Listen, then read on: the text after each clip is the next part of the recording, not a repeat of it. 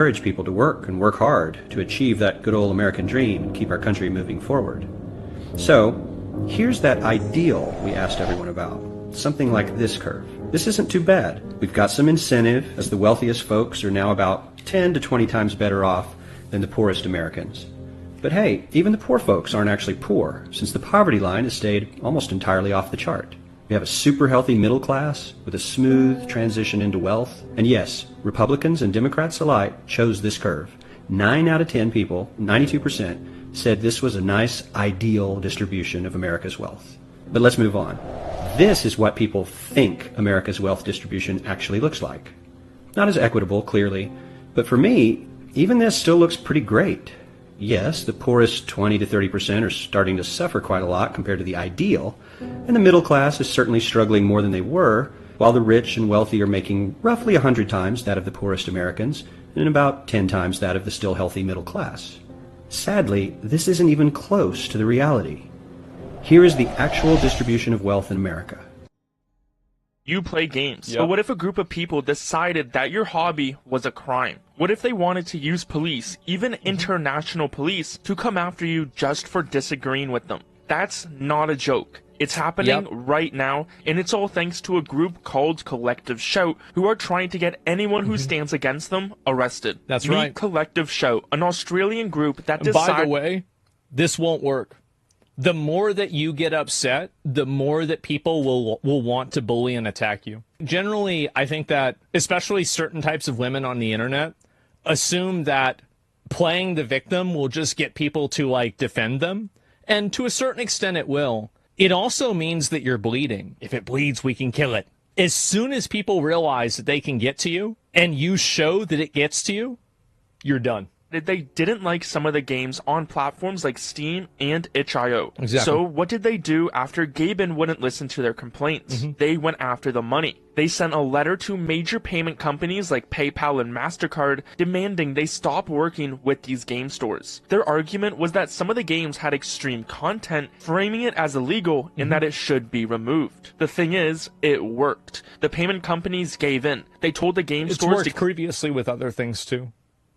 Large groups of bored, middle-aged women that have lingering resentment towards men because their husband doesn't like them anymore because they're fat are probably the greatest threat to Western society that we have right now. They're worse than Hamas. They're worse than Russia. They're worse than any, like, African warlord. They are the prime evil. Clean up their act, or they would lose service. The game platforms removed thousands of titles to make sure that they fell in line with these financial companies' rules. Within. This Yes. response not only hurt the players of these games, it also caused financial damage to real people, including the thousands of developers who spent countless hours on the art and game development. Of course. It wasn't only that, though. One of PayPal's largest acquiring banks terminated its service with Steam in every currency other than 6. So now it's no longer just about adult games. Nearly every single person on the platform is now directly affected. Also, when a bank terminates its service with a merchant, they report it to the match list. We covered it in our previous video, but it's a secret confidential list that top banks and financial companies like MasterCard and Visa use to monitor risky merchants. Imagine it So why don't they just, I mean, like, can't you just use that as evidence for an antitrust lawsuit? as a big red flag or a warning telling other banks not to work That's with Valve. the government. Although the match list that's the government's decision. It's not their decision. database is kept extremely private, the fact a bank has terminated service with Valve means they are Absolutely. highly likely to be on this blacklist. After Yeah, their they should make these blacklists illegal. It's obvious cartel behavior. Everybody knows it. Collective Shout couldn't stop talking about the situation. You'd think a group that got what it wanted would move on to bigger things. Yeah. But of course, this group doesn't actually care about protecting anyone other than removing content they don't like. The man lit the fuse of a bomb, planning to blow up the bridge. But at that moment, a convoy drove from afar. Alan stepped forward and stopped them. Then an explosion went off. By accident, Alan saved the dictator Franco. To thank Alan, Franco held a banquet. He even gave Alan his treasured golden pistol. But Alan used the gun to trade for a work visa and went to the U.S. to work. Every day he did hard labor. One day a co-worker told him the U.S. was planning to build the biggest bomb in the world. biggest bomb on Earth. Alan instantly became interested. He applied and joined the Manhattan Project as a logistics worker, serving tea and coffee every day. Maybe some coffee would help you, sir. Coffee. Oh, thanks. Yeah. Oppenheimer had been troubled for days by how to detonate the atomic bomb. Alan immediately gave an idea. Half here and half there. And put it together. 1 second, just before the explosion. Yeah, now, that's the problem. How are we going to do that with a falling bomb encased in metal up in the air? Fine, you have some dynamite. His words woke everyone up. The world's first atomic bomb was born. Alan became because the Prime Minister personally met him and held a banquet. But while Alan was in the bathroom, a Soviet KGB agent took advantage of his drunkenness, tricked him, and brought him to the seaside. A submarine surfaced from the water. Alan was taken to Moscow. Stalin held a ball for him. After drinking too much, Alan spoke without restraint. He said Stalin sang even worse than Franco. Stalin then sent Alan to Siberia to dig potatoes. There he met Einstein's younger brother, Zweistein. The KGB had wanted to bring him back to work on nuclear bombs, but it turned out Zweistein was mentally slow. Because of that, he could wander freely inside the prison. Alan wanted to escape, and Zweistein became his only chance. He told Zweistein every step of the escape plan. The two even discussed it loudly in front of guards. One night, Zweistein kept searching for something. It turned out that under his pillow, he always had a grenade without a pin. Alan was terrified. He pulled him to hand the grenade over. The guards were terrified too. They told Alan to throw the grenade out of the camp. By coincidence, it landed on top of a truck carrying ammunition. The grenade exploded the ammo. The fire from the explosion burned down the entire camp. Alan used the chaos to escape with Zweistein. Years later, the two met again on the streets of Paris. With his celebrity scientist look, Zweistein had married a young, beautiful model. At his wedding, Alan immediately recognized the translator standing next to de Gaulle. He was a KGB agent. They had met before in the Kremlin. The KGB spy, who had been undercover for years, was caught just like that. And Alan became a senior spy hired by the Americans, sent back to the Soviet Union to gather intelligence. The first thing Alan did was find the same KGB agent who had once kidnapped him with a submarine. Without hiding that he was now an American spy, he went straight to the point and asked for intelligence. The KGB must have found out something like that they want to, get rid of. The other man listened and agreed. It made sense. He praised Alan as a genius. So he brought Alan into the Kremlin and let him carry away a huge box of intelligence files. Back in the US, the Americans were shocked. Now, how much money does this guy want? Just give him some of your information. Counter in town. That'll work really well. Just like that, Alan began passing fake intelligence between the US and the Soviet Union.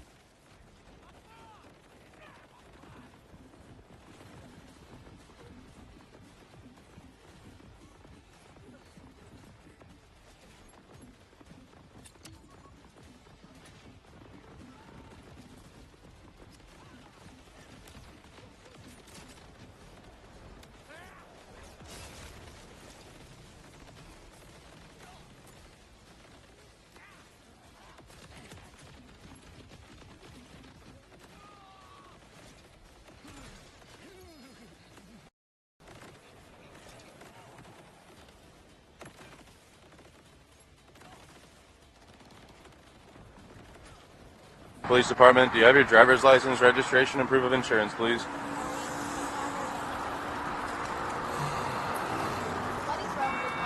I'm sorry?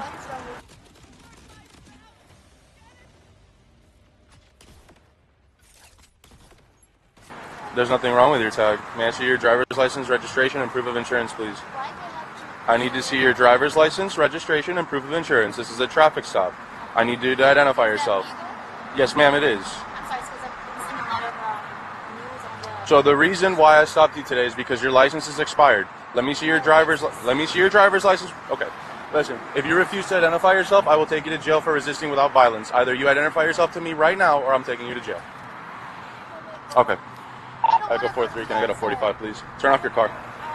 Turn off your car. Turn off your car. Turn off your car. If you call somebody to come to this traffic stop, they will also get arrested for impeding on a traffic stop. Don't do this. Do not do this right now. I need to see your ID. The ID is on the back of your phone. I need to see your driver's license. Sir, I'm a student.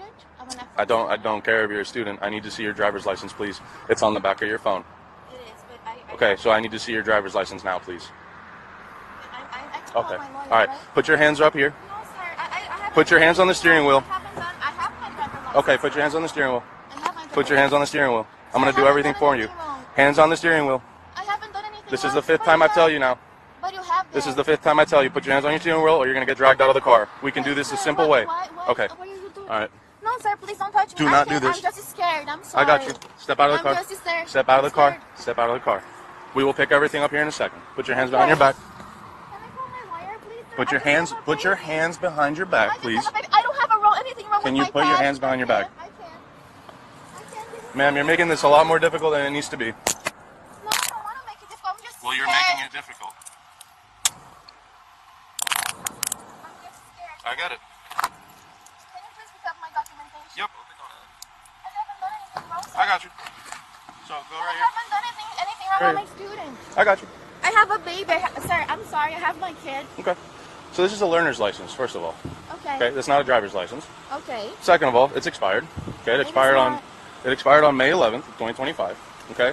When I asked you for identification, okay, so here we're gonna do this a little easier. We're gonna do this easier. Okay. I'm gonna ask you these questions. I need you to say yes or no verbally if you understand them. All right? Stay against the car.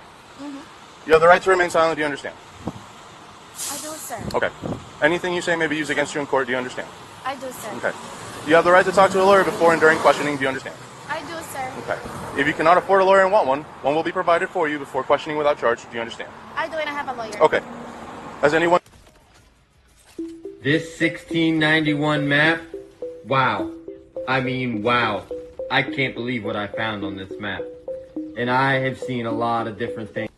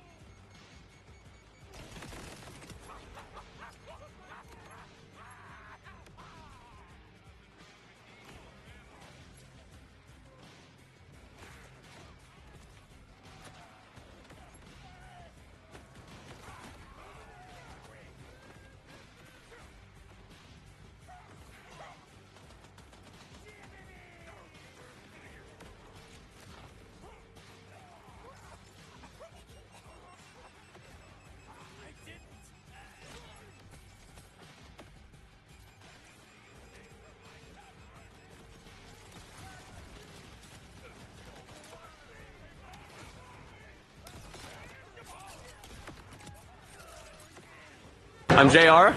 I'm 26. I live in Man. African Americans in this country are the only groups. They have no culture. It depends on who you meet, where you meet them. But currently there's not an African American culture? No. Yes, there is. What is it? Name 2 value systems in the African American culture. Value system? Yes. Name 2 taboos in the African American culture system. Name 2 traditions, by the way, in the African American culture system. There is no value for freedom if you don't understand what it is. The concept of free. You have to have a foundation on which it would balance when you ask for it. Civil rights, they give it to you. You have no culture. Nancy, you've been here, born here. Why would you be surprised if I say African Americans don't have a culture? What, twerking? So anything but I feel like African American culture has definitely you say mainstream. No, you say the word the African American culture. What is it? Okay, fine. Like hip hop. Oh, not hip hop. I mean, I don't want to. Yes, I feel like you haven't thought about it. It's fine. Don't make things up. I'm not making it up. Okay, I feel like then educate me. You feel. You should know. You were born and raised here. Yes, but I have a Haitian. Are you African American? I'm Haitian American. That's correct. Do you see why you were being specific with that? Because anybody who encounters you already knows you before. If they know you are Haitian, at least 2 things come to their mind. What is that? If they've been to Haiti, they can look at work ethics and they say, yes, Haitians, I know them. Service industry, they know where they do well. Food, they can say yes. And even language, Creole. Right. And they can say, oh, I love Haitians. Because they saw the culture. We now have full confirmation that Tyler Robinson was not on the roof. On the left is the photo that the FBI released showing us Tyler Robinson, and on the right is seconds after Charlie Kirk took the bullet. This is supposed to be Tyler Robinson going up the stairs, just for this to be him 5 minutes later. The top right is the person who did it, the person in the black. Tyler Robinson clearly walked in red to the campus to where he's seen right here. And then he clearly goes to Dairy Queen afterwards wearing the same red shirt and black hat. There's also plenty of photos of him wearing red after the accident. The FBI's official story is that Tyler Robinson in 807 went to the campus only to come back and change, then go back, where they say this is him. But there's a reason he's still claiming he's not guilty, because the more that these photos keep coming out, the more his defense is going to be smiling. He's not guilty. The truth is here. These are two different people. Do you agree with me? Comment your thoughts. Is it supposed to wobble like that? You're good, ma'am. Hands on those handles. Ready? 3, 2, 1, go. Oh my God, the wind! Oh! Is it supposed to sway like that? You're okay, ma'am. Just keep still. We're almost over the chair. Single spring! Hold on, walk it out! Roll! Floor's going. You all right? You won't feel a thing. Hopefully this fixes my stiff neck. Huh. Hey! Come back here, you didn't pay! Now we'll just gently adjust your spine. Actually, let's not do that. There we go. Nice and easy. Mom, how many dogs do you have? Don't worry about it. I don't know what to do. It's in my house. It's everywhere. It's Coke. My whole house is Coke. If anybody drops a Mento in here, we're all dead. I'm not kidding. I can't believe this man MLK had the audacity to call my phone and challenge me to a one-on-one. I've been doing this before he was born, you hear me? This ain't no dream, this a nightmare. Tight-ass church clothes. I'm finna put... Human rights, what do you think about them? We're in favor of them. For everybody? Yes. How about the unborn? Do you support human rights? Yes, of course. For everybody? Yes, of course. Even people in the womb? Well, it all depends on if they're actually a baby or not. Science says they are. Well, it depends on what science you're talking about. 96% of all biologists, according to the NIH. Thoughts on human rights? I'm all for them. Yeah, me too. Especially now, right? Yeah. For everybody, right? Yeah. Yeah. Even the unborn? An unborn what? Unborn in the womb. No. Yeah, no rights for them. Thoughts on human rights? That's what we're here for. For everybody, right? Yes. Including the unborn? No. Everyone has autonomy to not be killed, I think. Freedom means choice. You have no argument. You have... Stop taking rights away. Get out of here.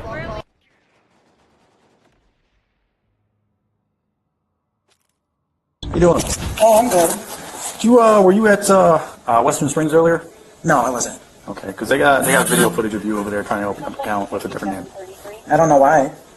So is there a reason why there would be camera footage of you opening up an account? No, I'm not sure. Okay. Are you trying to open an account here right now? Yeah. So you're telling me you weren't at Western Springs earlier today? No, I mean, what's the problem? I don't understand what's the problem. Well, they're saying that you opened an account over there at Western Springs with a different name than you're using here, and you're No, the I same didn't person. open up an account. So is there a reason why you would be at Western Springs then? Because, I mean, there's camera footage with you. So, I mean, you can try to lie to me and say you weren't there. So It's the I same don't person. understand what's going on. Well, we're trying to understand why you opened an account at a different location with a different name, and then you're here with a different name.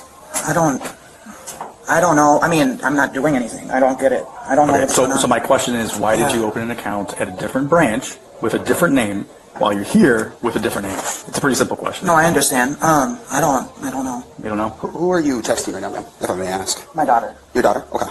Do you have an ID? Can we get the ID? Yeah. You guys want? I don't have any ID on me. You have anything with your name on it? A photo? No. No? So how are you opening up a bank account with nothing? Yeah, I do. Yeah, I don't know. I know we must make it a copy of her ID. Yeah. The Pennsylvania one? I'm not sure. So I'm not understanding. Yeah, I don't understand what's going on here. These cops are right here, and I don't understand. The suspect is clearly nervous as she pretends to look for an ID. The officer can see one in her purse, but she refuses to give it to him. What was that you just said right there? Excuse me? You want my ID? Yeah, I've been asking for your ID. Yeah, I understand that. Do you have a card from another bank with your information on it? Yeah, I do. Where would your ID be from? What state? What would my ID be? Yeah, do you have an Illinois driver's license or do you have an No, I out-of-state? don't have Illinois driver's What state do you have? Listen, if this is all a giant misunderstanding, we'll figure it out and we'll get you on your way, okay? Yeah. I understand you seem very, very nervous. Yeah, I'm very, concerned. like, It's okay. I don't. Right, but we do have a job to do and we do have to investigate some stuff and there's some information. If you'll do me a favor, just set the phones down up here. Who are you talking to right now? I'm talking to my mom. Okay. And my dad. Can you tell them, unless they're going to send you an ID, do you mind hanging up the phone so we can continue? Because that's kind of delaying our process of being able to talk to you, right? Oh, yeah. Right? And unless they're going talk to me and they're asking for my ID and stuff. My biggest concern is you were clearly texting somebody. Yeah, so do you have a car? Did you drive here? No. Okay, how did you get here? How did I get here? Yes. I got a ride. From the black Nissan? Excuse me? From the black Nissan? Listen, we already know everything, so you're playing dumb with us, and you're wasting our time right now. Okay. So do you have an ID in the bag? Yes or no? Because we have this ID that you just gave to Western Springs earlier, and this looks like you. Yes. Okay, so where's your ID? The one that, here. Yeah, this is kind of racist, so. I wanted to make a video about this cosmic event that's coming up, but I found someone else who already did, and he did a way better job at explaining it than me and about what could potentially happen. So take a look, just saying. This is going to sound insane, but you need to go with me on this because the math checks out. On October 30th, 2025, 6.2 billion people are going to experience a cosmic consciousness shift simultaneously, and I can prove it with simple math. First, you need to know about the Earth's heartbeat, the Schumann resonance, 7.83 hertz. That's the frequency that the Earth vibrates at. Here's the crazy part. When you are in a deep meditative state, your brain literally syncs with 7.83 hertz. We are literally synced to the Earth's frequencies. But on October 30th, something unprecedented is about to happen. 3 massive events are converging. Number 1, the sun is at its solar maximum, the most active it's been in 20 years. Solar flares, magnetic pole reversals, the works. Number 2, an interstellar object called 3I Atlas reaches its closest point to the sun that exact day. We're talking about a city-sized object from another star system. And number 3, the Earth's magnetic field is at its absolute weakest point in the cycle. Here's where the math gets wild. When these things hit at once, the Earth's frequency of 7.3 hertz could be amplified 10 times or more. So instead of 7.83 hertz, you're looking at 78 hertz hitting your brain. Your brain will have no choice but to sync up. That's just how basic entrainment works. It's neuroscience. Here's the math that'll blow your mind. Research shows that you need a square root of 1% of the population to create global change. For 8 billion people, that's 90,000 minds synchronizing at the same time. But with this electromagnetic disruption, we're looking at 2 billion people syncing up simultaneously. That's 22,000 times what we need for critical mass. The mathematics of consciousness says that this will create a global field effect. Your normal consciousness operates at about a 20 hertz normal bandwidth. That's your everyday beta brainwaves. But when Earth's frequency explodes, your brain goes to 100 hertz bandwidth or more.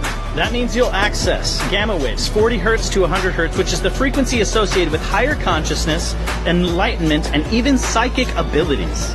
So let's break down the numbers. 6.2 billion people, that's 76% of humanity, will be affected by this electromagnetic shift. Of those, about 365 million have natural electromagnetic sensitivities like me. And roughly 43 million people are predicted to achieve a genuine transcendent state during the peak hours. This isn't woo-woo stuff. This is just math based on electromagnetic fields affecting human consciousness. The peak moment happens exactly at 11:44 a.m. Universal Time on October 30th, 2025. That's when the interstellar object reaches its closest point to the sun, but the effects will build for hours before and hours after. From 6 a.m. to 6 p.m. Universal Time, you're looking at 12 hours of peak electromagnetic disruption. Fair warning, technology is going to have a bad day. GPS systems could be down for 12 plus hours. Power grids will be super stressed. Communication networks will be disrupted, but here's the trade-off. While technology fails, human consciousness soars. It's almost as if the universe is telling us to disconnect from our devices and reconnect with each other and our inner awareness. So how do you prepare for this?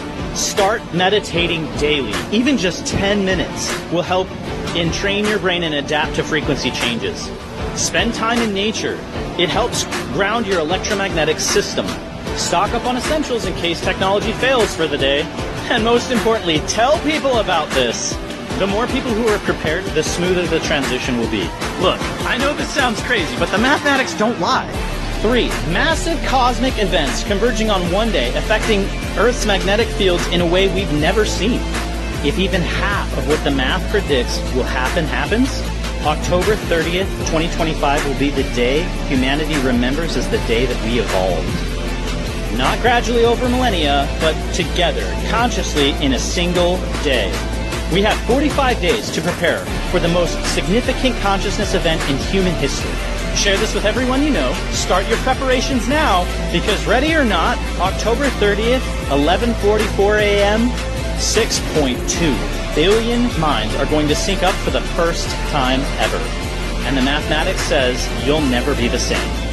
So like, comment, share, and as always, follow for more mind-bending content. I'm your instructor. Today, would you like to call me Christine, or would you like to... I love y'all too. Keep praying, all right? I'll see you next Sunday. And hey, don't forget to cash out me the donations, y'all. Amen. All right, guys, it's over. The IRS as we know it, it is done. Yesterday, over 30% of the IRS's auditors resigned in a single day. Why? Because President Donald Trump just pulled the pin on the biggest financial shakeup in American history. And that's not even the half of it. In fact, at the very same time, right? Very quietly, Social Security just made a change that will permanently impact how every American accesses their identity, their benefits, their future. But there was no press conference. There was no big rollout. But if you're on SSI or SSDI, let me know down in the comments. Or if you're just planning to retire one day in the future, you need to know what just happened. In today's video, I'm going to share with you guys exactly why President Trump's war against the IRS is just the beginning and what he's planning to do with your taxes next. We also need to talk about how your Social Security card's going fully digital this summer and what that really means for your privacy, and why Biden's quiet $8,000 checks for federal retirees, they've got people asking, where's mine? Comment down below if you did not yet get an $8,000 Social Security check yet. I want to hear from you guys. Guys, this is not a drill. This is a permanent shift, and by the end of this video, you're going to understand exactly why some are calling this the end of the IRS and the beginning of a cashless, government-tracked future. So stick with me, guys, because we're going to go ahead and expose the truth like we always do right here on the Ron Yates channel. I really appreciate the support.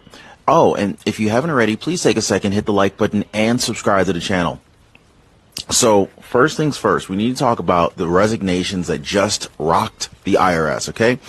So according to the internal agency sources and corroborated headlines, 31% of IRS tax auditors just quit. Think about that. 31% of IRS tax auditors just quit. That's right, guys. So that's like 1/3 of their entire enforcement staff gone overnight. Why? Because President Trump and his Department of Government Efficiency, also known as DOGE, just made it very clear. The days of government overreach through endless audits, they're over. And so here's the kicker. This was the plan all along.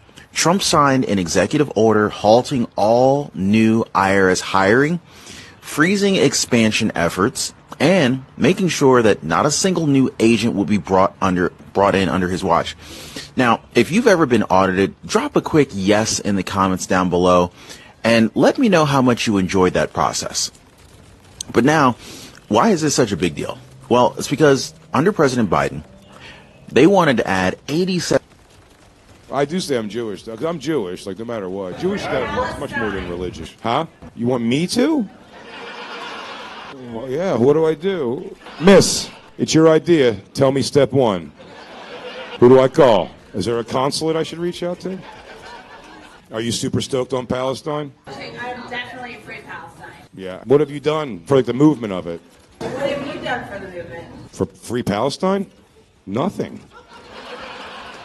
I've been aggressively silent on both ends. I don't even know if I care who wins, quite honestly. I'm not over there. Sounds like bullshit. What does? Stop booing her. You'll like me anyway. I doubt. I don't know. Maybe. Wait, is there a chance we're going to fight tonight? If there is, I'll fucking free Palestine all day, dude. We'll get a hotel room and I'll draw a Palestinian flag and load on the walls, and then we'll shine a black light on it. And then do this, or whatever Palestinian people do. Cube. Mixed. 1 second.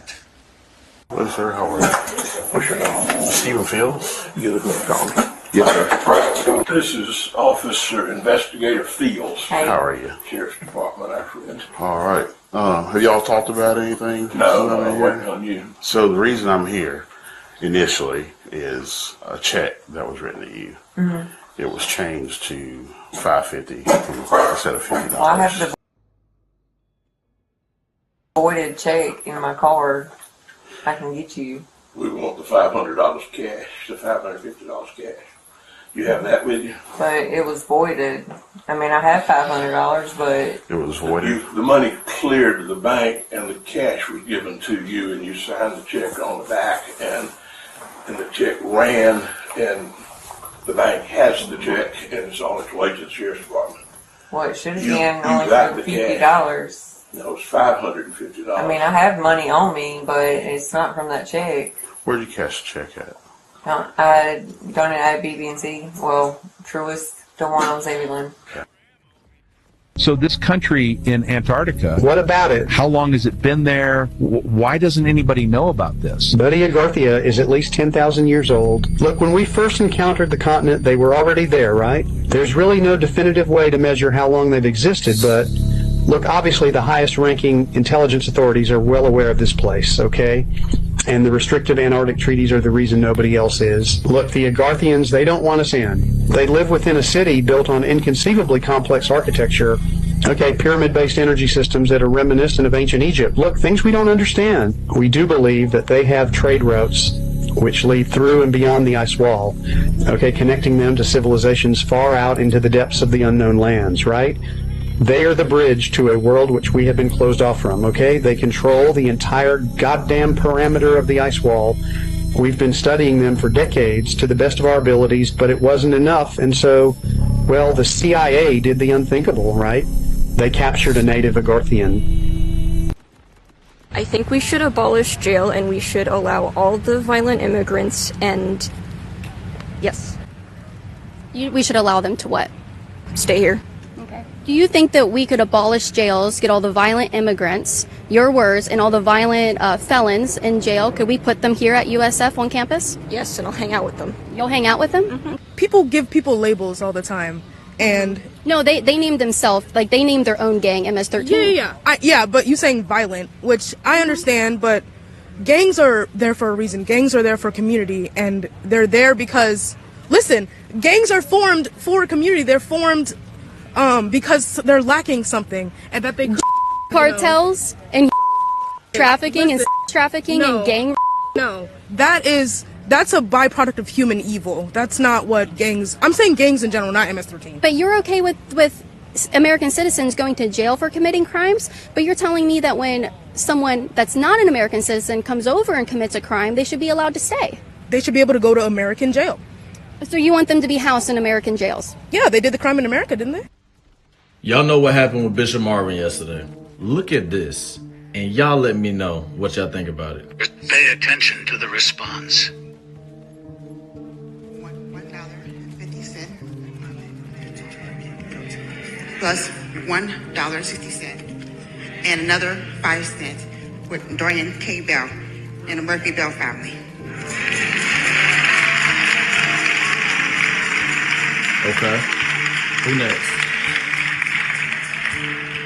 I, Dorothy Harvey, give in faith and stand in unity with the vision of Perfecting Church and sowing this seed of $500. $500. And receiving a blessing to come.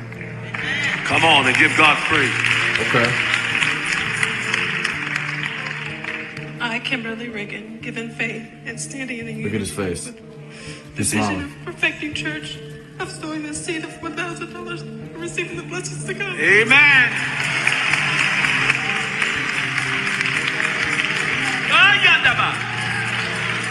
I just thought about her father.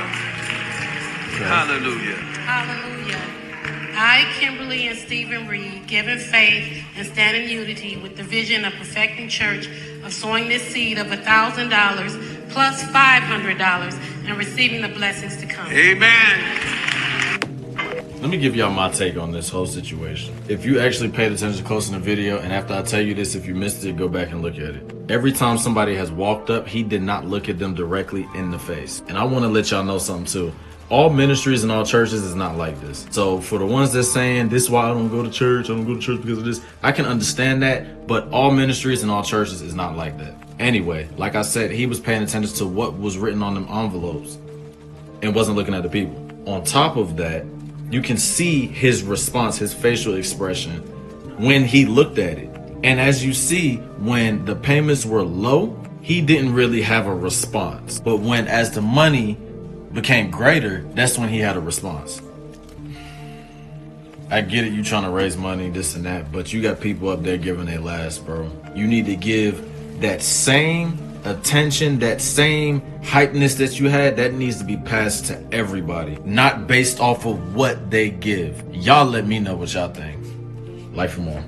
Oh yeah, on top of that, y'all did not see that full clip that happened yesterday. If you look at the full clip, and if y'all want me to show it, I'll show it. But the full clip, he was taking all donations. At that time, he only asked for the 1,000 plus the 1,000 to come up. He was taking all donations. So, I knew that people took that out of context. But either way, his response is right there. Y'all let me know. So anybody who is not white, blonde hair, blue-eyed is under threat by Donald Trump. I have to agree with that. Yes. I mean, I did say that. What do you think about black Americans that voted for Donald Trump? I think that they were sideswiped, and I don't know what the they were doing. Honestly, you're voting against your best interest. Same goes for, like, middle America, you white, dumb assholes. Like, Donald Trump does not give a about you. He doesn't care. Who is a better choice for black America? I think Obama was amazing, and I wish he was still here. I do. Can you name anything positive that Donald Trump's done? I'm going to say I don't know. The thing is, I feel like every single thing that he does has an ulterior motive. It's not for, like, the better of the people. It's literally for him and how it's going to help him. He's like the absolute idea of a narcissist. So Donald Trump, during his first term, signed the Future Act into law that permanently funded historically black colleges and universities. Okay. Do you think that that's a positive for black Americans? Absolutely. Of course I do. Do you think he did that because he cares or because he had an ulterior motive? He did it because he was pressured and was like, you got to do this if you're going to get that. Pressured by who? By whomever, whatever other, like, you know, whatever the prid quo quo thing happens. I mean, like, he had to do this to get that. I don't have any other words outside. I fucking hate him. And I could tell that. I'm not going to say the words that I want to say, but I wish he were dead. Why not? Oh yeah, no. You wish he was dead? No, I just wish he would just go away forever. You know, anything that I say, any of the people that I'm associated with appreciate what I'm saying, and if they don't, I don't care anymore. You can leave me alone. I'm done. You think most of black Americans would probably agree with what you said? I would have to say yeah. I hope that they do. I hope that they can see what is going on. His birthday party with the tanks, get out of here. That's crazy. You don't want to wish him a happy birthday, happy belated birthday? No, I wish you were dead. Bye. Am I going to be arrested for that? I mean, God, can you imagine if that happened in America? If I could not say what I'm saying for fear of being arrested. Well, I mean, I might as well just let you know, I'm a black American who voted for Trump. I'm sorry about that. Why? I'm getting what I voted for. No, I'm sorry. No, are you? Mm-hmm. You are? What do you mean by that? They're deporting criminals, people who shouldn't be in the country. Criminals, honey. Yeah. If you come here illegally, you're a criminal. I think you're just trying to be divisive right now, and I don't think that's really how you just feel. asked my opinion. I think that you are just doing this to sort of like ignite excitement, and I can't imagine you would vote for that person who literally doesn't care about you. But he does. He doesn't. He doesn't. His actions say different. Are you a white multi-millionaire male? Then no, probably you're not. So he doesn't really care about you at the end of the day. I should have understood who you are. I'm sorry, and I'm sorry for you. And again, I know you just want clicks. You don't have to feel sorry for me. Typical white liberal, just telling me what I should believe, and then when I tell her that I actually don't believe that, I'm being divisive. I believe that the money came out of my purse, fell out of my purse. And this gentleman who was walking behind me picked it up, and now he's telling me that it's his. Because I have proof that I went to... Ladies and gentlemen, this wasn't an accident. They planned this. They pushed lies, they manipulated the briefings, and they tried to trap President Trump into a war he didn't want, using the oldest trick in the deep state's playbook. Feed the president fake intelligence, corner him with no options, and then blame him when it all blows up and explodes. But today, he flipped the script. Because just hours ago, President Donald J. Trump stood before the world and exposed the backstabbers by name. He called them out, he shattered their plan, and then he took full control of the war. The traitors inside the Pentagon exposed. The holdovers from the Obama-Biden era named. The media mouthpieces who covered it all up, they're shaking. And now, with the skies over Iran under full American control, Trump has turned what they intended to be his downfall into the single greatest military reversal in modern history. But here's the kicker, guys. We just got new intel that proves that the setup ran deeper than anybody imagined. Oh, and wait until you hear who's been advising Iran behind the scenes and why Trump may be preparing to drop the bunker buster bomb of all bunker buster bombs. Do not blink, guys, because this isn't just a war for the Middle East. This is a war for the soul of the Republic. And Trump, he just took the wheel. Now, of course, I want to share with you guys this leaked memo that proves the sabotage, how Israel's secret intel changed everything, and why President Trump's next move could make or break the empire. Please hit the like button, subscribe, buckle up, guys, because they set him up. But now he's coming after every single one of them.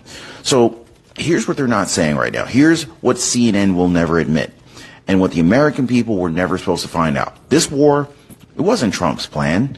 It was a trap, carefully laid, strategically timed, and executed from within the very government President Trump now leads. And now the names are coming out. The files are leaking, and the playbook, it's been torched. So, according to multiple senior officials, President Trump was being deliberately misled in the days leading up to Israel's lightning assault on Iran. We now know that key intelligence reports were altered, toned down, twisted, or timed to deceive. Who did it? Embedded operatives from the Biden-Obama era, still lurking in the Pentagon, still pulling strings in the State Department, still whispering in the ears of NATO's war planners. Some of these names were familiar globalist advisors who once crafted Middle East strategy for Obama. Others were career intelligence analysts with decades of deep state loyalty. And their plan? Get Trump surrounded. They told him, Iran's defensive capabilities are low. Israel's just retaliating. We're advising de-escalation. Hello. What's your name? Scott Campbell. Oh, okay, Scott. I'm Sergeant Piper. I'm the supervisor. Mm-hmm. What do you need? I'm being unlawfully detained. I presented my identification. I presented my insurance. I presented my proof of ownership. And here's where I'm sitting. Okay. So what? You violated traffic law. So, if I roll through a stop sign, that is an arrestable offense. That is a traffic violation, not an arrestable offense. That's not true. Oh. Traffic violations are arrestable offense. You can be cited in lieu of arrest, but you also may be arrested. Okay. Yeah, they don't have to give you a ticket. Okay, I would opt for a ticket than this. I'm sure you would. So why am I being detained when this You're is not being detained. You're arrested. Okay, this is funny, but there's no reason to arrest me over a supposed traffic violation. When I complied with everybody's requests. It's his discretion whether or not you go to jail. Okay, so discretionary is perception, so just because I did not hand them the information, which I don't have to by law, I'm now being arrested? Sounds like you're being arrested because you didn't stop for the stop sign. Okay. Or your perception of what you did or did not handle it, that is yours, okay? That is what perception is. Okay. And that is your perception, and you're welcome to have that perception, that's fine. But what I'm telling you, as legally, by state code, he has the option to take you to jail for that traffic. All right, so And how that do is I- what he is opting to do.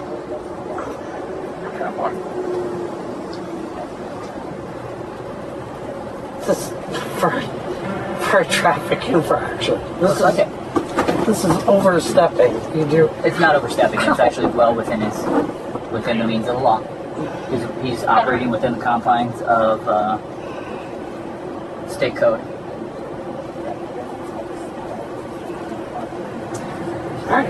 But this is wrong.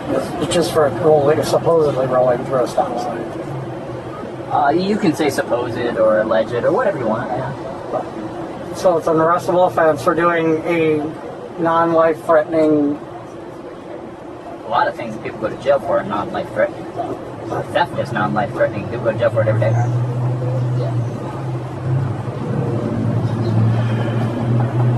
Alright, well I need to make some phone calls to get my vehicle picked up, so. I believe your vehicle is getting impounded. Being impounded? Oh, it's now being impounded! Even though I was given the option to have somebody pick it up? It's blocking the alley, man. And that's because I pulled over when I was requested to. Yep.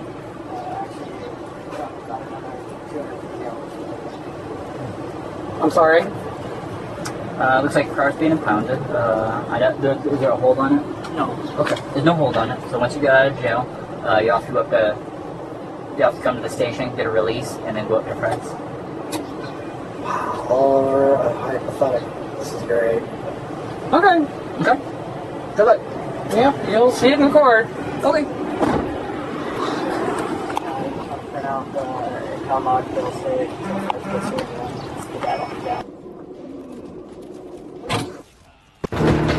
Hey, you who?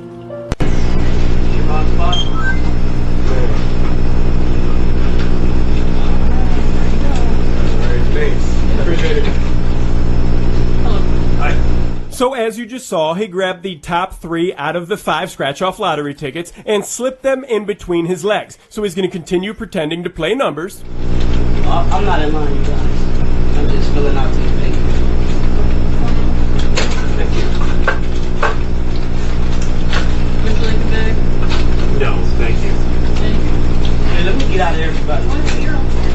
It's all right. I'll just be right here. Sorry. Thank you very much. So he steps to the side and pulls the lottery tickets out from between his legs, and since he's a ballsy little rascal, he starts separating them and scratching them right there. So he's scratching the bottom barcode that tells whether it's a winner or not, and since the lottery checker is right there, he's thinking about checking it, or maybe he should hold off. He's not sure, but yeah, probably not a good idea since she's right there. So he takes the lottery tickets, he folds them up, he's going to try putting them into his jacket, but he has a problem, so he puts them into his back pocket, make sure they're nice and snug, and then he's going to make his way back up to the counter with his lottery slips. All right, I'm ready. You can put those 2 back and let me get the same ones he just got. Yeah, let me try my luck. So he decides to try pulling a Jedi mind trick while she's in the middle of ringing up a customer and tells her, oh yeah, you can put those 2 tickets back because I want to try the ones that Cordell bought, even though she's well aware that she grabbed him 5 tickets. So he lets the other guy go ahead, and now he's thinking about what he can say to get away from the register again.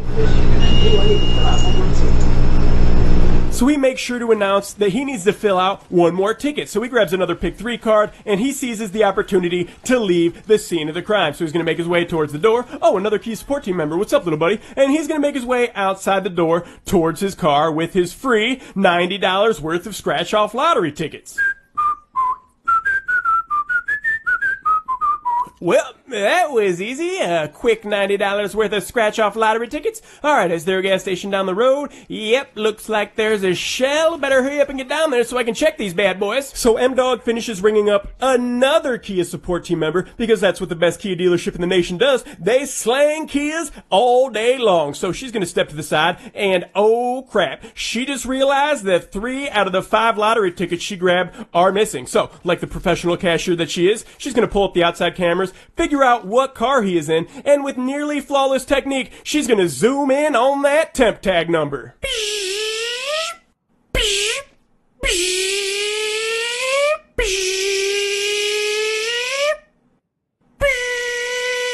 No No wonder he's stealing lottery tickets. He didn't go to Kanganlikia, which means he got ripped off, but we did get the temp tag number, which means she gone. All right. Well, thank you, Susan, and good morning to everyone. It's my pleasure to welcome you to the Federal Reserve Board for our first Payments Innovation Conference. My objective in creating this conference is twofold. First, I wanted to have a conference that focused on the new technologies that have come from the DeFi and crypto worlds and how they are entering into the mainstream payments ecosystem. My goal is to have a vibrant discussion about payments between traditional payment incumbents and the new entrants from the DeFi world. Second, I wanted to send a message that this is a new era for the Federal Reserve in payments. The DeFi industry is not viewed with suspicion or scorn. Rather, today, you are welcome to the conversation on the future of payments in the United States and on our home field, something that would have been unimaginable a few years ago. My view for the Fed from now on is embrace the disruption. Don't avoid it. As you know, we are well into a technology-driven revolution in payments, and I'm here to say that the Federal Reserve intends to be an active part of that revolution. A number of technological advances are transforming the payment system. Stablecoins and tokenized assets, making use of distributed ledger technology, the rapid adoption of artificial intelligence AI, and increasingly the convergence between these innovations and the traditional financial ecosystem. This includes the institutions and infrastructure that our economy has long depended on to operate a safe and efficient payment system. And yes, this also includes the Federal Reserve. The revolution in transforming payments is demanding change everywhere. And I will say more in a moment about some new ideas that the Federal Reserve is studying to support those innovations. I have spoken before of what I see as the two broad models of payments innovation in our market economy. The first is private sector-driven innovation. Most innovation comes from the private sector, which is motivated and best positioned to allocate resources and take risk with new technologies. The second model is when public sector entities, such as the Fed, build platforms and provide services that enable the private sector to more readily and rapidly expand new services to its customers. This should be done rarely and in limited circumstances where it addresses a specific market need. The posture of public institutions, including the Federal Reserve, should be to acknowledge and embrace private sector innovation that can improve the payment system while preserving its safety and stability, which are as essential to the new generation of innovators as they are to legacy institutions.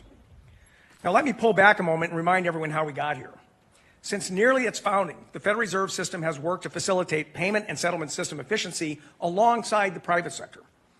From the beginning, the clearing services provided by the reserve banks obviated the need for daily movements of cash in armored cars with heavily armed guards. Long before we started speaking of the payment rails that are facilitating the kind of innovation we'll be discussing today, the Fed was running trains on steel rails to deliver and clear paper checks traveling across the country. FedWire began conducting interbank transfers through telegraph wires in the early 20th century.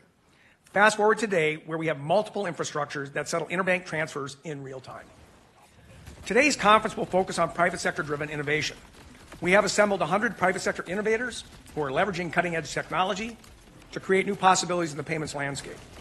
Our panelists are engaging in integrating traditional financial payment rails with distributed ledgers, developing new products and services in the digital asset ecosystem, and leveraging AI in the payment system.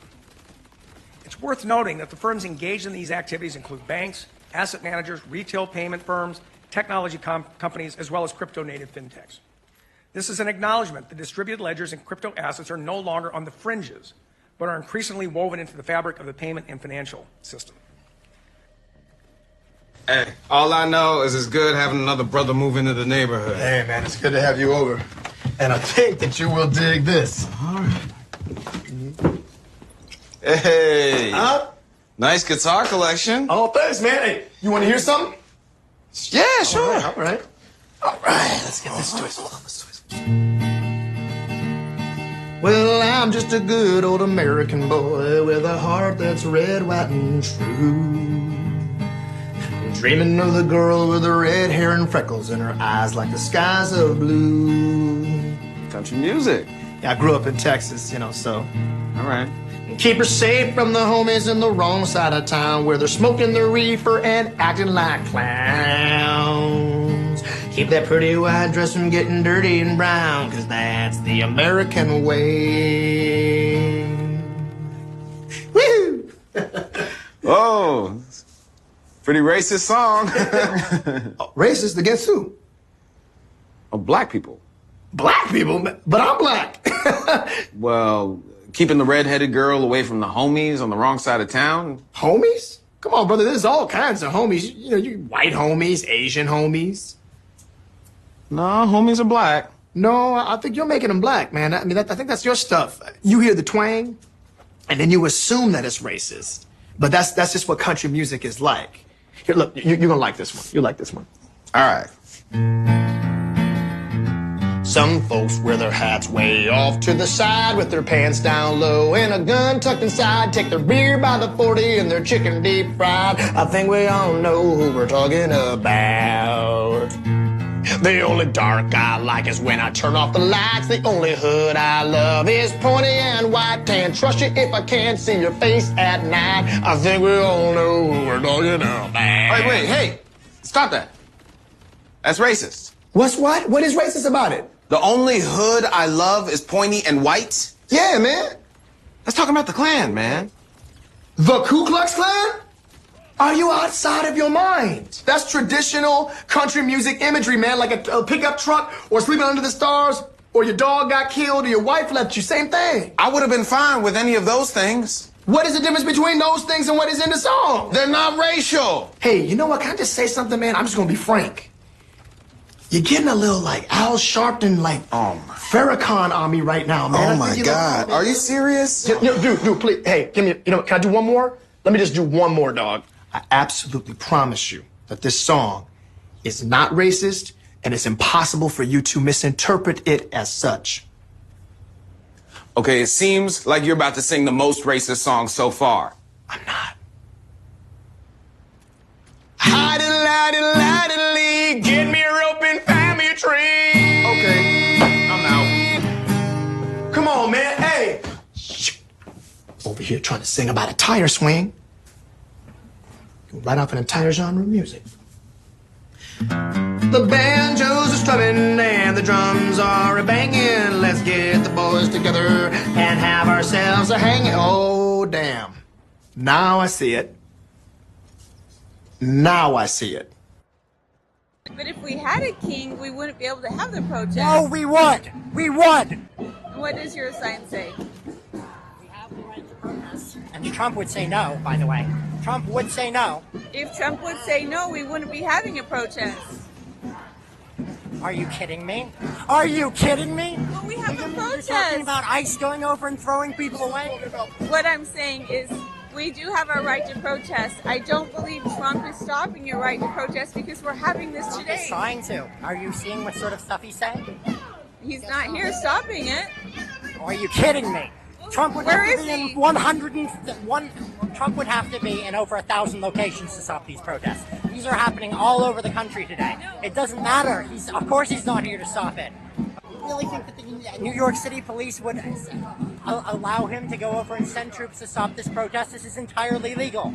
But if we had a king, we wouldn't be able to have the protest. No, we would. We would. We would.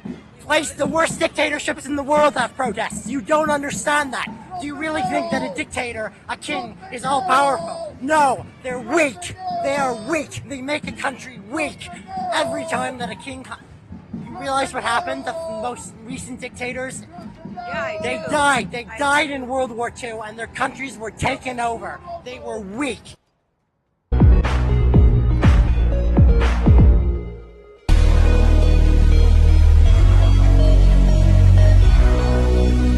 All right, listen to me. Him around, my friend and cameraman. I'm not recording, I'm just taking a picture. Y'all calling the ancestors demonic. Meanwhile, this is what they over there doing at them churches. I, Roberta McCoy, give in faith and stand in unity with the vision of perfecting church of sowing this seed of $1,000 plus $235 and receiving the blessings to come to all that participated. Now that's only $1,200. Yes. Y'all not listening to what I'm saying. If you have 1,000 plus 1,000. Okay. Well, I'm gonna work on the other 800. Well, that ain't what I asked you to do. That's Bishop Marvin Wines. And mind you, he did that in front of the entire congregation while this woman was up there with her son giving money to the church. And while he's embarrassing her and her son, you can hear the congregation laughing in the background like something is funny. And let's not forget that just a few months back, Bishop Marvin Sapp was holding his congregation hostage until they gave a specific amount of money. Talking about close the doors. I said close them doors. Ushers, close the doors. Close the doors. Close the doors. It's 1,000 that's watching online. This is a small seed. If I get a... This is why them churches is empty. Cause y'all a bunch of 2-bit hustlers. And this is coming from somebody who believes in God and Jesus Christ. Okay? But has my own spiritual relationship with them. And y'all got mad at Deontay Kyle for saying what he said. But this is what's happening at the church. And then you got the Christian people now saying that our ancestors are demonic. Are y'all serious? I'm not even going to ask if y'all cool, because I know y'all not cool. But let's wrap this conversation up. Because the demons be inside the church. That's what we need to be praying for. Shot my dog, I can't stop. Yeah. Shot my dog until she drops. 2,000 volts straight in her top. Cause my dog can't stay in her spot. Yeah. Got this remote on me like oh shit. Whoever made this video is a rock star. I literally almost teared a little bit. And Nick was watching me, so that's why I didn't. If I was watching this by myself, maybe I'd have just little patriotic tear would have came streaming down. Roll the clip. President Obama will go down as perhaps the worst president in the history of the United States! Exclamation point at real Donald Trump. Well, at real Donald Trump. At least I will go down as a president. And I know people have talked to you about whether or not you want to run. Would you ever? If it got so bad, I would never want to rule it out totally. A new world order. These allegations are false. Weapons of mass destruction. The USA Patriot Act. The blueprint for large corporations. We once were. We are no longer a Christian nation. Donald Trump confirmed that he is considering a run in 2016. Do it. I am officially running for President of the United States. He will never be President of the United States. Donald Trump will never be elected President of the United States. And people are watching these results come in. We're going to make this decision now. Donald Trump will be the 45th President of the United States.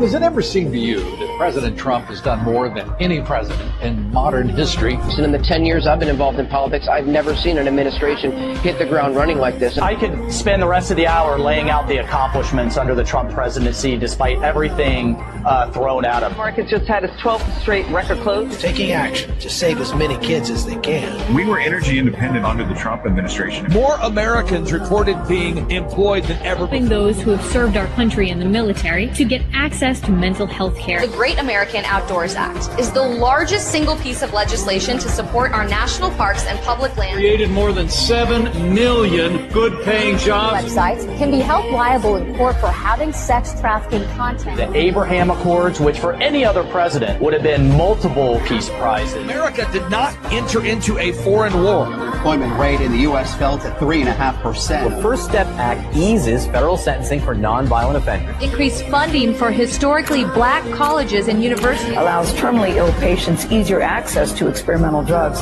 Kept the inflation rate low. Honored with the Bipartisan Justice Award. Had a massive MS-13 gang problem. 3.9% is the unemployment rate. Requiring airports to provide lactation rooms for breastfeeding mothers. Middle class family income increased nearly $6,000. A dramatic escalation in his crackdown on illegal immigration. An advocate for educational choice. Tariffs on Mexico and Canada. An act preventing animal cruelty and torture. Taking out Baghdadi, the head of ISIS, Soleimani, the Iranian general. Save Our Seas Act commitment to environmental issues. We're saying Merry Christmas again.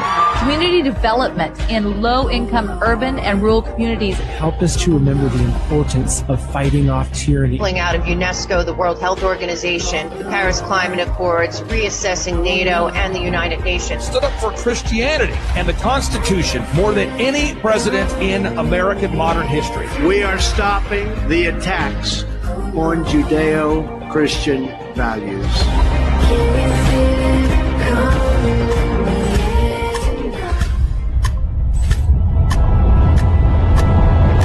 Do you miss me yet?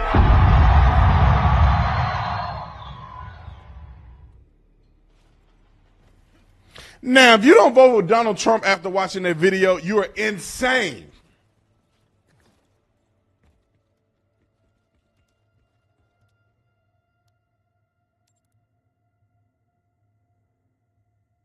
Yo, Persia, I like you, dog. I like what you got going on.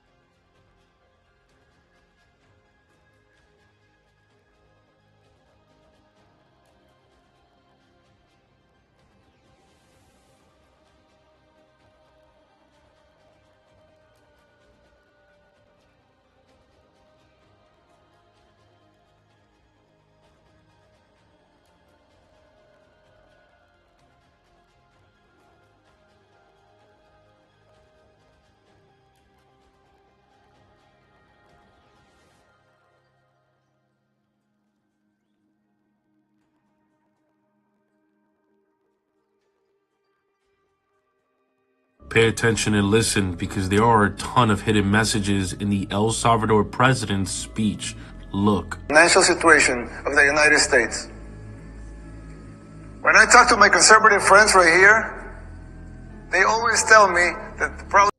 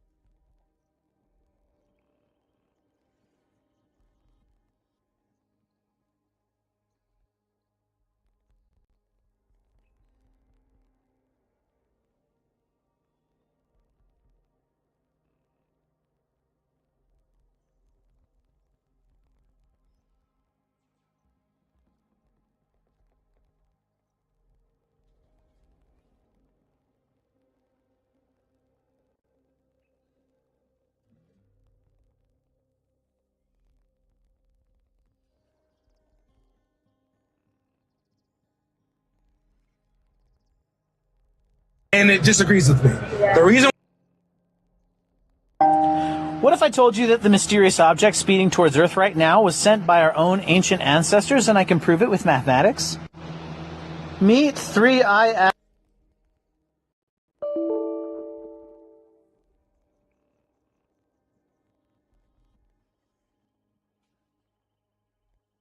Atlas, discovered July 1st, 2025. NASA calls it an interstellar comet, but here's what they're not telling you. Orbital eccentricity, 6.141, the highest ever recorded. Velocity, exactly 60 kilometers per second. Babylonian base unit. Trajectory, 1 in 500 odds of perfect alignment. Timing, matches ancient calendar predictions. This isn't random. That 60 kilometers a second velocity, it's the exact same 60 base 60 system that Babylonians used 5,000 years ago. The trajectory alignment has a 1 in 500 odds, but ancient mathematicians predicted this exact approach. Here's where it gets insane. Remember those ancient measurement systems? They scale perfectly to 3i Atlas. The Nippur rod, 518.5 millimeters. That's 2650 BCE. 3i Atlas's diameter, 5.6 kilometers, equals 10,800 Nippur cubits. Object's orbital period equals the Mayan long count calculations. Approach angle equals the Mesopotamian astronomical prediction. They didn't just leave us measurement tools, they left us coordinates. The same mathematics that built the pyramids now calculate this object's exact approach. This is an ancient GPS system pointing to their return. The Mayan long count didn't end in 2012, it was counting down to 2025. The long count began in 3,114 BCE. Okay, calculating forward to now. 3i Atlas discovered July 1st, 2025. Exact Mayan alignment. Perihelion, October 29th, 2025. Ancient calendar significance. Vegesimal system scales perfectly to cosmic distances. They weren't tracking Earth's time, they were tracking return time. The Mayans weren't just making calendars, they were running a 5,000-year countdown. July 1st, 2025 discovery date matches their calculations exactly. This isn't astronomy, this is an ancient reunion schedule. Here's the smoking gun. 3i Atlas is moving at exactly 60 kms. That's not random. They built our time system, 60 seconds, 60 minutes, and that's Babylonian mathematics. Now, their return vessel approaches at exactly 60 kilometers per second. This is a mathematical calling card saying, we are coming home. What if ancient advanced humans left Earth during a catastrophe and now they're coming back? They didn't vanish, they evacuated, left mathematical breadcrumbs so that their descendants could recognize them. 3i Atlas isn't an alien ship. It's our ancient family coming home using the same mathematics they taught us. 29th, 2025, 3i Atlas reaches perihelion. If I'm right, something big happens. What you need to watch for is ancient sites showing unusual activity, electromagnetic anomalies at megalithic structures. Dormant, ancient technology mysteriously activating. Mathematical signals from 3i Atlas during closest approach. Mark your calendars. October 29th, 2025. Either I'm completely wrong, or we're about to witness the greatest homecoming in human history. Those ancient factory systems we simulated, they might start working again. Drop a UFO emoji if you'll be watching the sky. And if this blew your mind, like and follow for more mind-bending content. I need to go to hospital. Hospital? Yeah. We're on the way right now to go check out this 2013 F-150. Super clean, full leather. I don't know what this is back here. We got 134,000 miles. Super clean. It's got the big screen in it. Seller wants $6K for it. I've been able to sell these for about 11 grand before, so hopefully we can get the seller down and try to get a good price. All right, y'all, they just pulled up. I don't know if they know what type of car I'm in. Just told them F-150. How long you had this? How long you had this one for? A couple years. Couple years? Windy outside today, man. Yes, I like normal tea. Oh yeah. Oh yeah. So you have the snow after you go up. Yeah. I don't like the. It's not too bad. This is protection for protection. The rust or something. Extra tires, spare. Cheaper for selling. I don't yeah. No, really, but it's good for work. You know, it's Yeah. I see this model in the marketplace. Oh yeah. Expensive, bro. Really? I don't know for what to put this money. Yeah. Is this the EcoBoost too?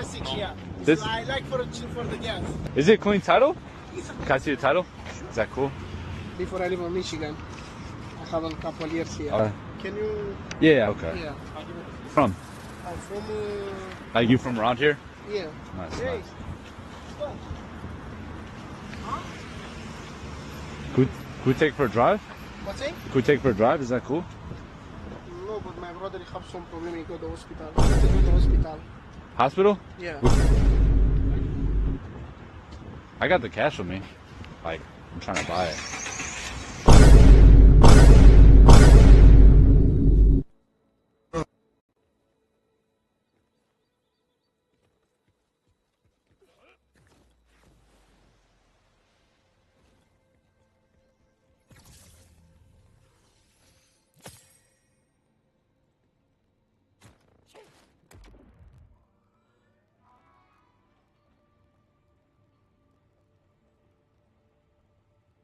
So Donald Trump is the very first Republican who I have ever voted for in my life. Face it. Well, actually, let me watch this real quick. I just want to show you guys how draining it is to play Face It as a woman these days. Yes, I know these guys will likely get banned. Yes, I have reported them, but it's getting draining. Banning these types of people only goes so far. He's on the right side. Get in there and kill him. You just naded yourself. Dude, can you shut the fuck up when I'm trying to clutch, please? Hey, you dumb bitch. Low-key, but I throw a grenade at my own feet. Now I'm embarrassed, so all I can do is lash out because Daddy never told me no. God damn! Bro, why? I just want one good game. I kinda had a little fun, you fucking limp dick fat fuck. Counter-Strike isn't for girls. This is a game for toxic, balding men. You are culturally appropriating. You're culturally appropriating Counter-Strike. That's what's going on. Oh my god. This is some very, very light trash talk. How draining it is to play as a woman these days. It's because you were losing. Look, look. Boop. Boop. Bop. And you think that they're mad at you because you're a woman? What is this, a fucking ISIS application? So you got called a dumb bitch. Like, this is a gender-neutral term. I'm not being mean. I suck at Counter-Strike, too. I am garbage at the game. So when I throw a grenade and blow myself up and my teammates call me a stupid bitch, I'm like, yeah, guys, I'm sorry. I'm 35. And balding. And then you think that you can get our accounts banned because you know Gaben? Gaben's my best friend. She trying to accuse them of trying to get them banned? This is a Counter-Strike Karen. Keep dyeing your hair and getting more piercings. Your father may care for you, brother. Okay, he's kind of cooking me. Good, yeah, there it is. Welcome to the fucking show. I am. If you're wondering where Donald Trump got the idea and motivation behind running for president, you can blame the Democrats. Take a look. Trump is here tonight.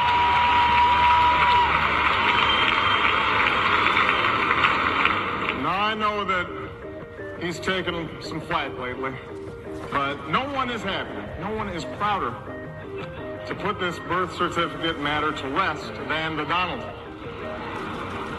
And that's because he can finally get back to focusing on the issues that matter.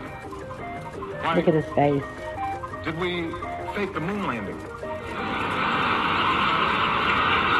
What really happened in Roswell?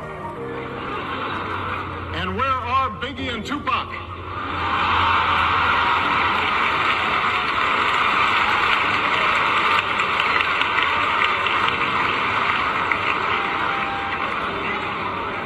All kidding aside, obviously we all know about your credentials and breadth of experience. For example, no, seriously, just recently in an episode of Celebrity Apprentice, at the steakhouse, the men's cooking team did not impress the judges from Omaha Steaks. And there was a lot of blame to go around, but you, Mr. Trump, recognized that the real problem was a lack of leadership. And so ultimately you didn't blame Little John or Meatloaf.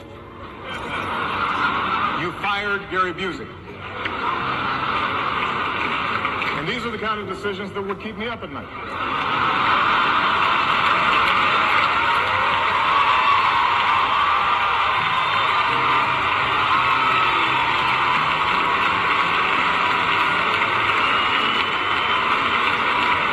Well handled, sir. Well handled. Say what you will about Mr. Trump, he certainly would bring some change to the White House.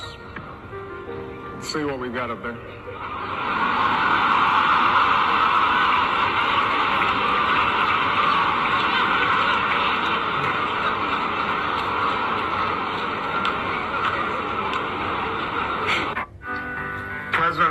will go down as perhaps the worst president in the history of the United States! Exclamation point at real Donald Trump. Well, at real Donald Trump. At least I will go down as a president. Proved he was actually on the right side. Cancel culture is not necessarily a bad thing. I get what they're trying to do is eradicate negativity in the world and get rid of some bad toxic shit. And we do need that. But a lot of that gets lost in translation when they carry it out because they themselves are such bitches, dog. Oh my God, bro. And that drives me insane. And next in Matt's scope was the Trigger team. And people will still come up to me after shows saying the same angry rant every time. Just you cannot make jokes about trans people.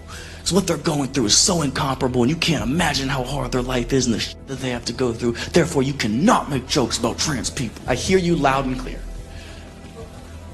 But Matt had a response ready for the trans argument. The point that you're trying to make is you're saying, I can't make jokes about somebody because of how hard their life is. And you are making very valid points in that I don't know how hard that life is. At the same time, to retort that argument, you also don't have the hardest life. And Matt proved his theory in no time. You know who has life way harder than trans people that we never talk about?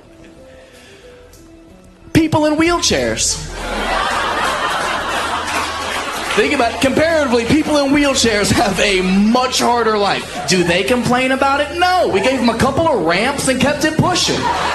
But Matt had to dunk on trans people a final time before finishing up. Look, some people are going to think this is an insensitive comparison. I think it's a step in the right direction, personally. I think if we want to head towards trans equality, we start with better parking. You know, it's the least we could do. It's the least we could do. I don't know where we'd put them. We can't assign them anything.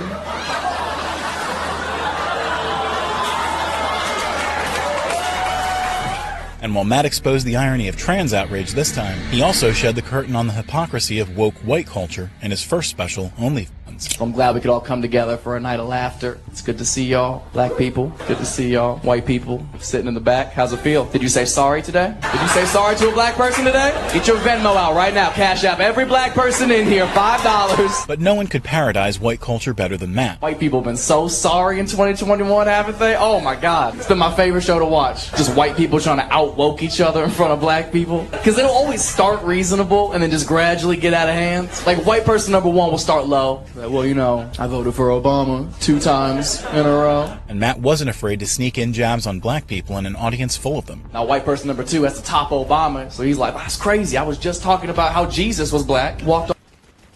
Breaking news. Donald Trump could be making millionaires again in 16 days. Donald Trump has just met with the founders of XRP. And do you remember what happened last time when Donald Trump endorsed a meme coin? 525 millionaires were made overnight. And on November 4th, mark this date, XRP is having their biggest conference yet. And do you remember this coin I was talking about that's #1 right now on Phantom? USCR, aka the United States Crypto Reserve? There is massive, and I mean massive, speculation that the USCR team could appear in a Federal Reserve meeting on digital banking. And with XRP and USRC having so much affiliation together, people are speculating at an all-time high that they could be the same team and that this could be a massive announcement very soon. This chart for United States Crypto Reserve is boomeranging. I'm marking my calendars. November 4th could change everything for me. So far, I've been right about everything I've said about this project. This is my best call out to date. Again, 14 of 16 on call outs. Follow me. I have not been wrong that much. You as a Jew, how do you feel about potentially having the first Muslim mayor here in New York City? It's not about the Muslim mayor. It's about what his policies are. Yeah, what do you think about his policies and him not... Very bad. And what do you think about him not declining or saying no to the globalizing the Antifada? That's very bad. Even the worst thing that can even be said. And who are you voting for? I'm voting for Cuomo. What will happen in New York City if this guy does win? The city is going to become Detroit. We know what happens. Detroit fell apart in a generation. Do we want New York to be another Detroit? What happens if the stock exchange leaves? What happens if all the big law firms leave? Because people will want to leave. You think New York City will fall if this guy is elected mayor? Oh, there's no question. It's already barely surviving. In the last 12 years, things have not been going well. All the various state bills, COVID, the city's not the same. Everything's very expensive. It's really only for the very rich and very poor. Young people move here, live like 4 to an apartment, paying their entire salary in rent and groceries. If you continue to move in that direction and take an even sharper leftist turn, plus you start importing various Islamist ideologies, the city simply can't survive. No one wants to stay here, and there's no money to be made anymore. Do you think government-run grocery stores is a good idea? No. What about defunding the police? Horrible idea. What do you think will happen in New York City if they do defund the police? I think it will go... I mean, it's already a dangerous city. I think it will get tremendously worse. I think it's horrible for our kids. I think it's horrible for our elderly. I think it's just a horrible idea. I don't know why we would ever defund the police. Taser, taser, taser! Ah, he shot me. Oh, I just shot him. You did? Yes! Okay. I grabbed the wrong gun! I shot him! Oh my God! Just have him step on out. Hey, Dante. All right, man, here, do me a favor. Just step out of the... Human level. You know, you're very young even now. What are you, 20 years old now? Yes, sir. And you've killed 2 human beings and wounded a third. I just wonder how that feels. I don't think that's an appropriate question to ask how it feels. It's not an easy thing to do. It's something I live with every single day. It's nightmares I have. It's something that I have to deal with. I have to deal with the PTSD and the trauma from having to do that. Right. I mean, but it seems to me your emotions are more about you and your trauma because your life was being threatened and that side of it, rather than the question I'm asking, which is simply on a human level, how do you feel about being so young and yet having on the record for the rest of your life now that you took the lives of 2 people, regardless of the circumstances? And like I just said, it's something I deal with every day. I deal with the PTSD and the trauma and the nightmares. It's not easy to deal with it. Your book, presumably you're going to make money from this book. Do you feel comfortable making money from this, which ultimately is a tragic story? You know, I repeat, you were acquitted. There's no reason you can't do a book. But do you feel comfortable making a lot of money out of essentially what in the end was an incident that cost the lives of other humans? Well, I'm not writing the book to make money. I'm writing the book to tell the story of what happened. I'm trying to change the narrative that media keeps putting out there that I'm some type of white supremacist, racist person, when that's just not true. I'm a 20-year-old kid who was put in a situation to where I was forced to defend myself, and I'm writing to put that into a book. I wrote a story and put that in a book so I can share that with everybody so they can understand what I went through, how my childhood was growing up, and the difficulties I deal with today. And you can check out the book at rittenhousebook.org if you want to read it and learn the truth for yourself. How do you feel that you became a hero to many on the far right, kind of made you their poster boy? Well, Pierce, I'm not a hero. I did what I had to do to defend myself. There are countless Americans every day that defend themselves, and it's not a heroic thing to do. It doesn't make you a villain, but it doesn't make you a hero. It's doing the right thing to stay alive. If I didn't defend myself, I wouldn't be here talking today.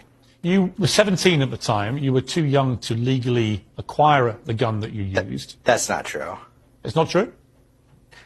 That is not true. Wisconsin statute says a person between the ages of 16 and 17 can carry a long rifle with a barrel longer than 16 inches. That's Wisconsin law, and the judge dismissed that charge. Okay, so you were... So let me ask you, look, I'm in the country right now, and I've talked about this many times, both here and in America, and I learned Americans want to handle their own gun culture the way they want to handle it. I respect that. But let me ask you, do you think it's right that 17-year-olds in America, in Wisconsin, should be able to carry around semi-automatic rifles like an AR-15?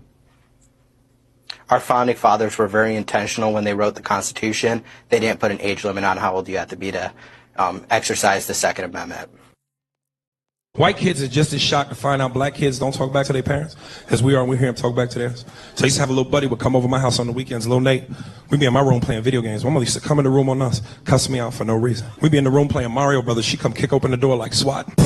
Harris, how many times I told you to clean this motherfucking room? Cut that goddamn game off to clean this room. I come back, this motherfucking room ain't clean. I'm gonna take that Nintendo cord, wrap it around your neck and stick it in your ass. Nigga, I ain't playing with you. This ain't no threat. This is a promise. Try me, motherfucker. My white friend would turn to me offended like, dude, what the fuck? She can't do that, man. This is your space. This is your area. She's violating your right to privacy. You should say something. You want me to go say something? I'd be so scared. I started talking to him like a slave from Roots. Like, he was gonna get me in trouble. My mother smacked the shit out of the white boy. He turned into me. Wet in the water. You 5'8"? Really? That's it? Yeah. Okay. How old are you? How tall are you, Christian? 6'7". You are in trouble. Trouble. And the 7 part is Cameron, you a white woman before? Yes, sir. You have? Damn, so this ain't your first murder. Are y'all African? I can tell because you are looking at me like the last king of Scotland. Like they ain't laughing, they about to kill me. I don't know if I like this one. What do you think about him? I don't know. Maybe we should feed him to the lion. It's 2 f***ing African kings judging me. What's his name? Akeem and Simi. What made you want to come here tonight? You the one that don't realize where you at. My people didn't realize where we were at when we were on that motherfucking boat. So give us that back too, motherfucker. He really thought he said some just now. I did. No, you didn't, motherfucker. No, I didn't. Did you hear the audience laugh when you said what you said? It does matter. And you know where you at? You screaming don't make you right, sucker. I can feel that white rage coming through. You know where you at now? Out of here. Let's smoke a peace pipe. Let's make some peace. I got it, baby. Felt like a Klan rally. Get out!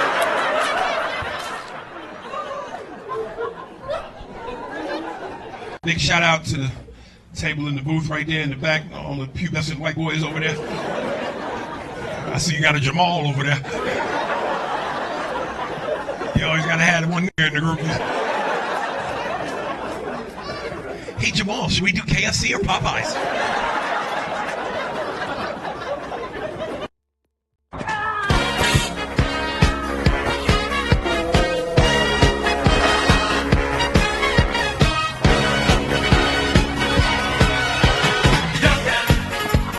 Time travel. Do you believe in it?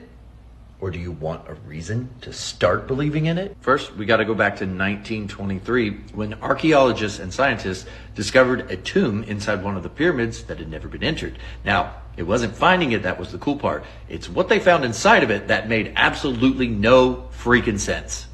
They allegedly found a photograph inside dated from 1987. Mind you, this is 1923 at the time, with a photograph of a man in modern day clothes holding a camera.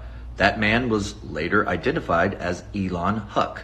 Now we could stop the story there and it would be mind-blowing enough, but it wasn't finding the photograph that threw him off. It was what they found written on the back of it that allegedly said, "I tried to stop it, but the loop is inevitable." If you don't know who Elon Huck is, he's a scientist that went missing in 1987 when he was working on a top secret government project known as Kronos. Hey, if you guessed that Kronos was a project that was diving into the understanding of time travel, then you would have guessed correctly. But guess what? It went to a complete halt when Elon just vanished out of nowhere in 1987. Hold tight, because years later, in 1980, mind you, we were just in 1923, now we're in 1980, a new photo of Elon surfaced, this time of him in front of the tomb where the original photo was found, except it was dated 2025, and he was older. Now, how could a man exist in 3 different timelines? And what did the loop is inevitable mean? And if you didn't think that was bizarre enough, in 1987, in one of his scientific journals, they found an entry from him that said, "Time isn't linear, it's a loop, and I'm stuck in it." But wait, there's one more twist to this story. Years later, researchers decided to go back to that tomb and open it back up, and what they found inside of it was a camera. When they had the film on that camera developed, what they saw was a picture of them going into the tomb. Have you heard this before? And do you believe in time travel now? Na na na na na na na na na na hey. The 12th Man. Let me ask you, seriously, what do you think was going through number 12's head after he watched 11 of his comrades fall? Bro sat there and watched a John Wick training montage, a demo reel, and after 25 minutes of ass kicking, he thought, yeah, I got this. Was bro giving himself a locker room speech in his head? Did he look at the ground, covered in bodies, and think that softened him up? John Wick lost his dog and his car, and he took out everyone. They told bro to his face that his mother was unalived. And they expect him to walk away? I cannot fathom that as he was picking them off one by one. There's no real evidence for ghosts or spirits. If they were real, science would have found them by now. Bro believes in invisible Wi-Fi signals, but not invisible energy. Pick a side, fella. Science can't even explain 95% of the universe. They call it dark matter. Question, what is the gender pay gap? When you guys want to make $20, Not particularly. all you have to do is scream. Nope. What about 40, 60, 80, We're not gonna scream. 100? Nope. What about you, miss? You want to make $20? 40, 60, No, not money. 200. I got 200 right here. No, it's okay. All right, Walmart, I'm going to get someone to scream. It's going to be a random guy, and before he even offers him the money, he's going to scream. If you want to make a quick 20, Yeah. all you got to do is scream. As loud as I can. Loud as you can, bro. Is that good? Bet. Thank you. This is the only proof we have of time travel, and it's absolutely terrifying. In 1923, archaeologists discovered a sealed tomb in Egypt. Inside, they found something that defied all logic. A photograph dated 1987. It showed a man in modern clothing standing before a crowd holding a camera. That man was identified as Elon Musk, a scientist who had disappeared in 1987 while working on a top-secret government project called Kronos. The goal of the project to unlock time travel. However, it was abruptly shut down after the so-called Hawk invasion, leaving no trace behind. But the most chilling part was the message scrawled on the back of the photo. I tried to stop it, but the loop is inevitable. Years later, in 1980, another photograph appeared. This time it again showed Elon Musk, now several decades older, standing before the same crowd. The date on the photo, 2025. Experts were stunned. How could a man exist in 3 different timelines? And what did he mean when he said the loop was inevitable? The final clue was found in the Hack Laboratory notes from 1987. They read, "Time is not linear. It's a loop, and I'm trapped in it." But here comes the final twist. In 2020, a team of researchers decided to reopen the gallery. Inside, they found a camera, the same one shown in the photographs. When they developed the film, they discovered an image of themselves inside the tomb, dated 20